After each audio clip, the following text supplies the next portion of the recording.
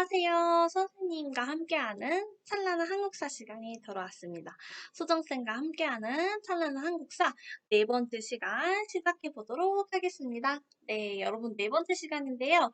오늘은 조금 수월할 거예요. 왜냐하면 첫 번째 시간에 배웠던 핵심 인물들을 이론적으로 정리해보는 시간이기 때문인데요. 첫 번째 시간에 누굴 배웠죠? 중심 인물 3명? 그렇죠. 정로전, 태조, 이성계, 이방원 이렇게 배웠는데요. 오늘 그 내용을 정리해 보도록 하겠습니다. 선생님과 함께 도입 부분 한번 읽어볼게요. 음, 자, 조선을 건국한 태조 이성계는 자, 여기 밑줄 한번 쳐볼게요. 선생님이랑 같이 밑줄 한번 쳐볼게요. 고조선을 계승한다는 의미에서 나라 이름이 조선이었어. 그리고 수도는 한양을 수도로 하고 궁궐도 짓는데 경복궁을 지었습니다. 특히 이 과정에서 자, 선생님 색깔 바꿔볼게요. 누구의 활약이 컸죠? 그렇죠. 정도전이라는 인물의 활약이 컸어요. 기억나나요? 선생님이 얘기했죠. 조선은 정도전이 세운 나라라고 해도 과언이 아니다. 정도전은 또 무슨 중심? 그렇죠. 신하 중에 신하, 재상 중에 재상이 중심에서는 똑똑한 신하가 다스리는 재상 중심의 정치 운영을 주장하였습니다. 또 우리가 첫 번째 시간 문제에도 풀어봤는데요. 부처 씨나 까먹는 소리? 네, 부처 불교를 비판했어요. 네, 이 책을 지었어요. 심지어 책을 지었어요. 불시잡변이라는 책을 지어서 불교를 비판했고요. 이런 정도전을 죽이고 왕이 된 사람이 있었으니 그가 누구였죠? 이방원, 태종이죠. 왕자의 난을 통해서 정권을 장악하였습니다. 그 과정에서 정도정 등의 개국 공신들을 모두 제거하였고요. 자신이 사병을 가지고 왕이 되었기 때문에 왕이 돼서는 다른 사람들은 사병을 가지면 안 된다는 생각을 가지고 있었던 것 같아요. 그래서 사병을 혁파, 없애고요. 군사권을 장악하고 국왕에게 중심으로 힘이 실릴 수 있도록 그 국왕 중심의 통치 체제를 구축하였습니다. 육조 직계제, 육조 선생님 직계제 설명해줬죠. 그래서 두 번째, 세 번째 시간에 선생님이랑 같이 육조 직계들도 공부를 한 거예요. 육조 직계제를 실시하여 국왕 중심의 통치 체제를 정비하였죠. 여러분 여기서 잠깐 국왕 중심의 통치 체제가 왜 육조 직계제죠? 이렇게 생각하는 친구도 있을 것 같아서 선생님이 설명해 줄게요. 왕, 의정부, 육조 이렇게 있는데 원래는 6조에서 이런 일이 있었다. 의정부 소위대에서 이렇게 하는 게 좋겠다 해서 왕한테 보고를 하고 왕이 오케이 그렇게 해라. 그래서 의정부에서 그럼 이렇게 구체적으로 이렇게 해보면 어떨까? 이런 식으로 의정부에서 중심으로 회의를 해서 실시하는 게 의정부 서사제였어요. 그런데 티를 붙이고 왕이 된 사람들은 바로 이렇게 했죠. 왕이 명령을 하여. 그렇게 했니? 보고를 해요. 왕이 6조에 바로 직계제, 직접 내리꽂는 거를 육조 직계제라고 합니다. 기억나죠? 좋아요. 자, 또한 국가 재정의 확충을 위해 18세 이상의 남자들에게 일종의 신분증, 주민등록증 같은 호혜를 발급하는 호혜법을 실시하기도 하였답니다. 라고 선생님이 도입 부분 지금 글을 실었는데요. 여러분은 지금 배운 내용을 또 반복해서 할 거니까 너무 걱정하지 말고 따라오세요.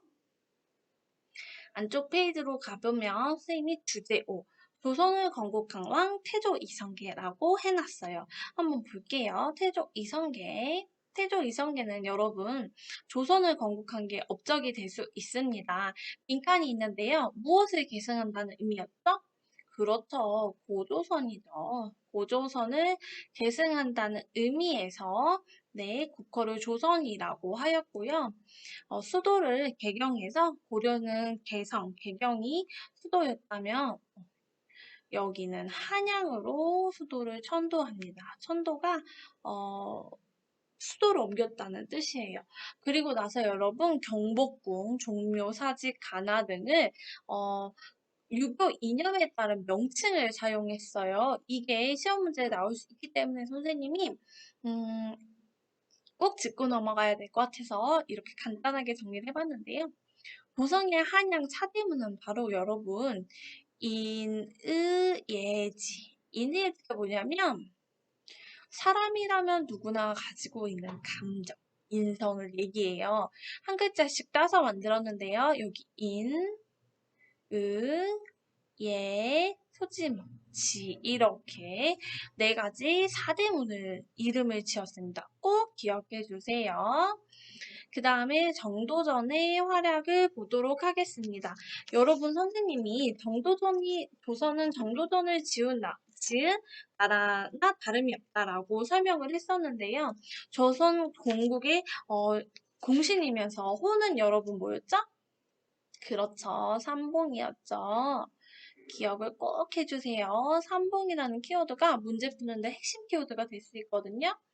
그 다음에 누구 중심의 정치 체제였죠? 왕 중심인가요? 아니요. 재상 중심의 정치 운영을 주장하였고 문물제도 정비를 또 했고요. 그 다음에 어떤 책을 썼냐면 선생님이 이렇게 별표를 하나 해놨어요. 경제문감도 썼는데 혹시 선생님이 첫 번째 시간에 보여줬던 영상 기억나나요? 그렇죠. 조선 경국전이라고 써주시면 돼요. 경국전을 짓고요. 이게 나중에 여러분 조선 경국대전이라는 우리 조선시대의 법전이 만들어지는데 이거는 누가 완성했다고 했죠? 누가 완성하고 누가 배포? 아, 네. 성종이에요.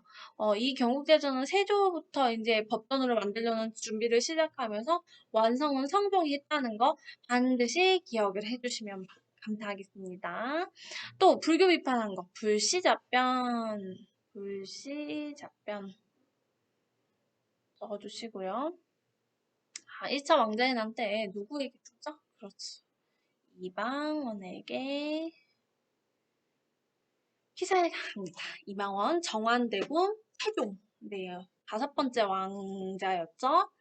정조전의 무슨 중심 정치일까요? 지금 계속 반복되고 있는데요. 네, 재상 중심의 정치입니다. 한번 읽어볼게요. 선생님이랑 같이. 훌륭한 재상, 정치 담당자는 선생님 똑똑하시나라고 쉽게 설명해줬죠. 이런 재상을 얻으면 육전이 잘 거행되고 모든 대책이 잘 수행된다. 그러므로 임금이 해야 할 일은 뭐냐면요. 집중 한 사람의 재상을 정하는 데 있다고 하였다.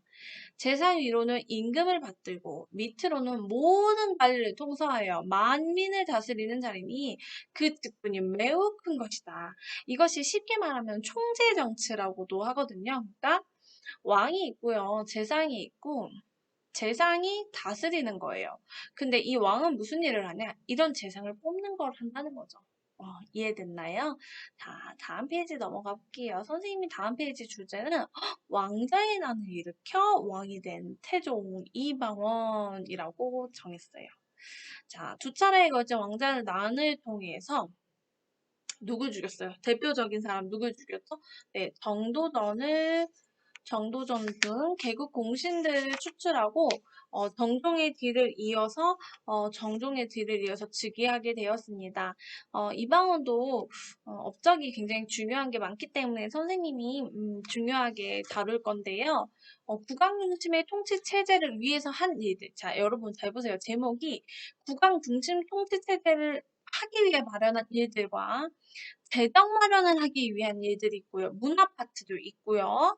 뭔가를 설치를 또 했네요. 한번 이 공부를 잘하려면 항상 제목을 봐야 돼요. 일단 국왕 중심, 왕의 모든 힘이 쏠리게끔 하기 위해서 왕이 제일 위에 있기 위해서 무슨 제도를 실시했는지 볼게요. 첫 번째, 6조에서 의정부를 거치지 않고 아까 배웠죠. 의정부의 권한이 약화되는 6조 직계제. 그리고 우리가 이렇게 사관원 같은 단어를 이해를 하려고 미리 통치체제도 공부한 거예요. 이런 언론기관을 독립시켜서 신하들을 견제했고요. 사병을 없앴습니다. 선생님이 그 이유도 간단하게 설명을 해줬죠? 자기가 사병을 통해서 왕이 되기 때문이에요. 재정 마련, 돈이에요. 여러분, 돈을 마련하기 위해서 양전산업, 토지조사를 실시했고요. 그 다음 이게 호패법이에요. 그래서 호국, 선생님 집집마다 몇 명이 사는지 뭐 이를 인구조사라고 생각하면 되고요. 인구조사를 정확하게 파악하기 위해서 16세 이상 남자에게 호패를 발급했습니다. 그 다음이 백성의 억울함을 풀어주기 위해서 북 같은 걸 놔뒀어요. 여러분 알죠? 그 유명한 신문고 제도도 바로 이 태종 때 실시된 거고요. 이 문화 파트 문제가 진짜 잘 나와요. 한국사 검정 능력 시험에서도 이게 키워드로 되게 잘 나오기 때문에 반드시 외워놔야 되는데요. 이때 세계 지도가 제작되는 선생님이 칸 엄청 길게 해놨죠. 혹시 여러분 알고 있나요? 네, 선생님이 적어줄게요. 혼, 일, 강리, 역대 국도 지도, 역대 국도 지도.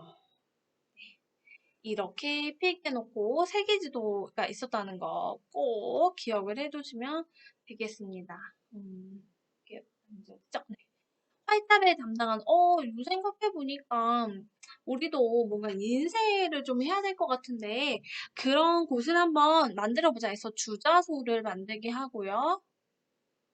또 개미자라는 것을 주조하게 됩니다. 네, 여기까지 우리가 이방원의 업적, 태종의 업적을 살펴봤는데요. 문제를 통해서 정리해 보도록 하겠습니다. 문제는 선생님이 마지막 페이지에 한번 읽어볼게요. 지금 대화에 지금 말하는 사람은 왕이 있었던 시기 사실 우리나라의 서적이 매우 적대요. 책이 적어서 유생들이 널리 볼 수 없는 것이 염려하는 바나 걱정된다. 이게 주자소를 여러분 별표 선생님이랑 배운 키워드가 벌써 나왔어요. 주자소 누구죠? 태종이죠. 그러면 여러분 우리 태종의 정답을 한번 찾아볼까요? 혼인상리 역대 국도 지도가 눈에 들어왔어요. 세계지도 정답. 그럼 여러분 봅시다. 일단은 2번을 보도록 하겠습니다. 훌륭한 재상을 얻으며 육전이 잘 거행되고, 에이? 이 문헌 뭐지? 어디서 봤는데? 한 사람의 재상을 전하는 데 있다. 그렇죠, 여러분? 정도전이죠. 정도전. 정도전을 옳지 않은 것, 정도전에 관해서 옳지 않은 거 볼게요. 경국정. 경제문감 맞고요. 문물제도 맞고요. 불시잡변 맞고요. 재상론 맞고요. 이것도 맞네요.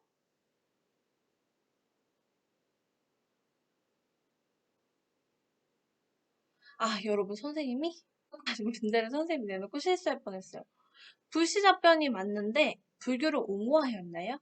아니죠. 불교를 비판하였죠. 그래서 답은 3번이 되겠습니다.